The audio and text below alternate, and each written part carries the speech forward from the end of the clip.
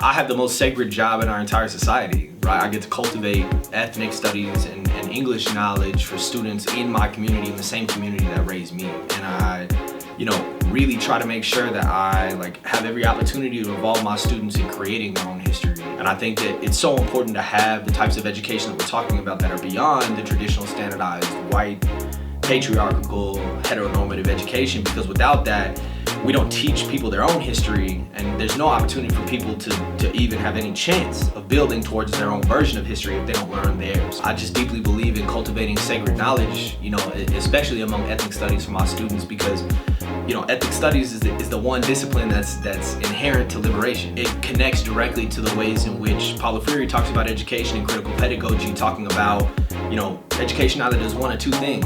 It either supports students to conform to a society that they participate in, or it involves them in the disruption of something in the service of justice.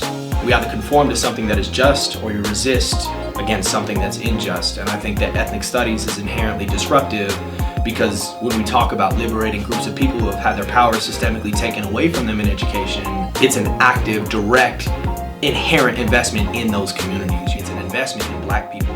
It's an investment in Latinx, Chicano, whatever word you want to use, Hispanic people. It's an investment in Asian students. It's an investment in Indigenous communities. It's an investment in communities that are integral to the fabric of our society in every regard. And I think it's not only that, it's that ethnic studies and specifically talking about comprehensive and inclusive education is a literacy. When we talk about the foundation of the society we live in now, you feel me? I don't teach for the society that we live in now. I teach for the society I want to live in eventually.